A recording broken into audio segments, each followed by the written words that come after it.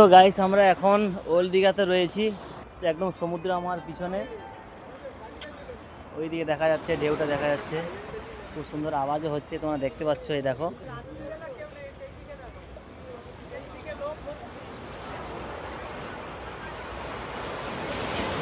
Wow,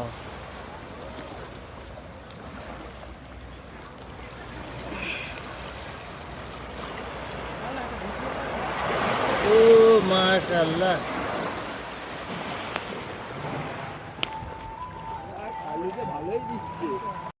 তো guys এখন বাজে রাত্রি প্রায় 8টা, হ্যাঁ প্রায় 8টা বাজে। তো আর একটা জিনিস এখানে দেখলাম, এখানে কুয়াশাটা রয়েছে বাট ঠান্ডাটা সেভাবে নেই, ঠিক আছে।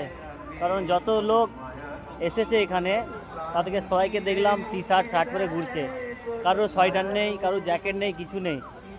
মোটামুটি এখানে ঠান্ডার ভাগটা খুব কম।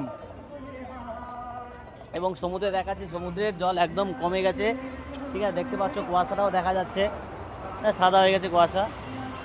তো মোটামুটি এবার হালকা করে ঢেউ আসতেছে। তো আমি আবার যাচ্ছি, দাদারা যেখানে আছে সেইখানে যাচ্ছি।